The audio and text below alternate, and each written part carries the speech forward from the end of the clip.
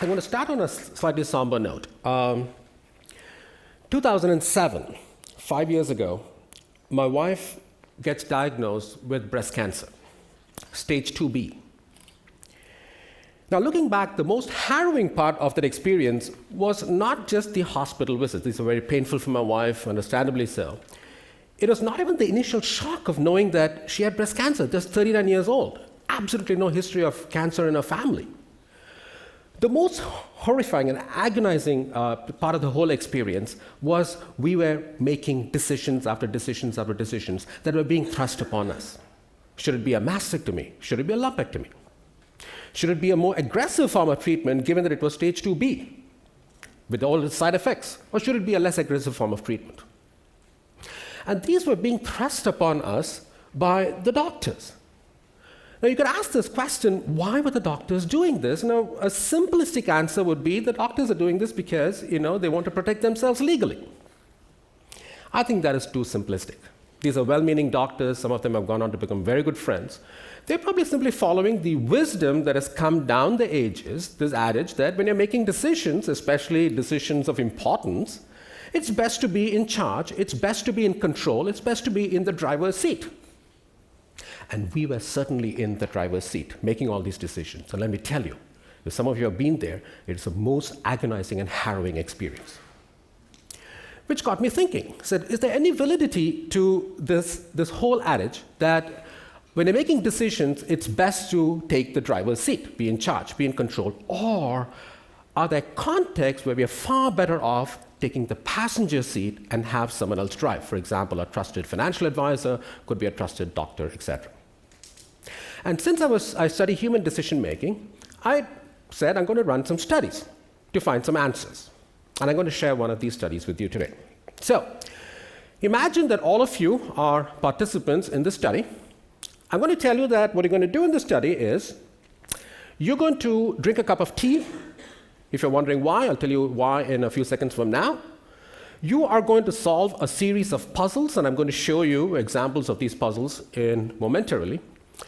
And the more puzzles you solve, the greater the chances that you'll win some prizes.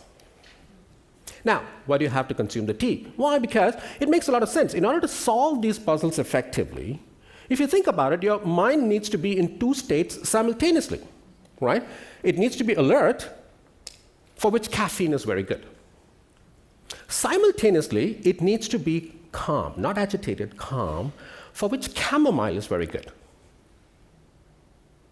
Now comes the between subject design, the A-B design, the A-B testing. So what I'm going to do is randomly assign you to one of two groups. So imagine that there's an imaginary line out here. So everyone here will be group A, everyone out here will be group B. Now, for you folks, what I'm going to do is I'm going to show you these two teas, and I'll go ahead and ask you to choose your tea. So you can choose which tea you want. You decide what is your mental state. Okay, I'm going to choose the caffeinated tea. I'm going to choose the chamomile tea. So you're going to be in charge. You're going to be in control. You're going to be in the driver's seat. You folks, I'm going to show you these two teas, but you don't have a choice. I'm going to give you one of these two teas. And keep in mind, I'm going to pick one of these two teas at random for you. And you know that. So if you think about it, this is an extreme case scenario because in the real world, whenever you are taking the passenger seat, very often the driver is going to be someone you trust, an expert, etc. So this is an extreme case scenario. Now, you're all going to consume the tea. So imagine that you're taking the tea now. We'll wait for you to finish the tea. We'll give you another 5 minutes for the ingredient to have its effects. Now, you're going to have 30 minutes to solve 15 puzzles. Here's an example of the puzzle you're going to solve. Anyone in the audience want to take a stab? Whoa! Okay, that's cool. Yeah, so what we do if we had you who would get the answer as a participant, we would have calibrated the difficulty level of the puzzles to your expertise because we want these puzzles to be difficult. These are tricky puzzles because your first instinct is to say tulip, and then you'll have to unstick yourself, right? So these have been calibrated to your level of expertise because we want this to be difficult, and I'll tell you why momentarily. Now, here's another example. Anyone? It's much more difficult. Yeah, wow. Okay. So this is again difficult. You'll say camber, then you have to go maker and all that, and then you can unstuck yourself. Okay, so you have 30 minutes now to solve these 15 puzzles. Now, the question we're asking here is, in terms of the outcome, in terms of the number of puzzles solved, will you, in the driver's seat, end up solving more puzzles because you were in control, you could decide which T you would choose, or would you be better off in terms of the number of puzzles solved? And systematically, what we will show across a series of studies is that you, the passengers, even though the T was picked for you at random, will end up solving more puzzles than you, the drivers. We'll also observe another thing, and that is you folks not only are solving fewer puzzles, you're also putting less juice into the task. Less effort, you're less persistent, and so on. How do we know that?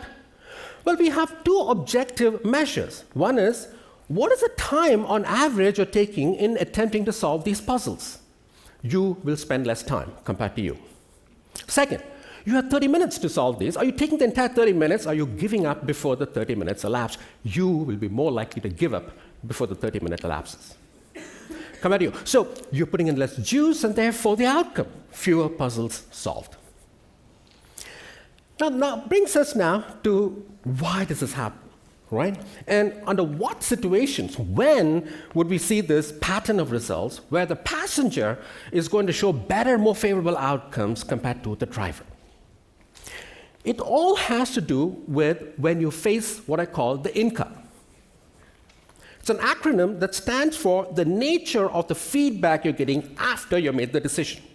So if you think about it, in this particular puzzle task, it could happen in investing in the stock market, very volatile out there. It could be in a medical situation. The feedback here is immediate. You know the feedback, whether you're solving the puzzles or not. Right? Second, it is negative. Remember, the deck was stacked against you in terms of the difficulty level of these puzzles. Now, this can happen in the medical domain. For example, very early on in the treatment, things are negative, the feedback, before things become positive. Right? It can happen in the stock market. Volatile stock market, getting the negative feedback, it is also immediate. And the feedback in all these cases is concrete, it's not ambiguous. You know if you solve the puzzles or not. Now, the added one, apart from this immediacy, negative, this concreteness, now you have a sense of agency. You were responsible for your decision. So what do? You focus on the foregone option. You say, you know what, I should have chosen the other T. That casts your decision in doubt, reduces the confidence you have in the decision, reduces the confidence you have in the performance in terms of solving the puzzles. And therefore, less juice into the task, fewer puzzles solved, less favorable outcomes compared to you folks. And this can happen in the medical domain, if you think about it, right? A patient in the driver's seat, for example, less juice, which means, keeping herself or himself less physically fit, physically active to hasten the recovery process, which is what is often advocated. You probably wouldn't do that. And therefore, there are times when you're facing the INCA, when the feedback is going to be immediate, negative, concrete, and you have the sense of agency, where you're far better off taking the passenger seat and have someone else drive. Now, I started off on this somber note. I want to finish up on a more upbeat note. It has now been 5 years, slightly more than 5 years.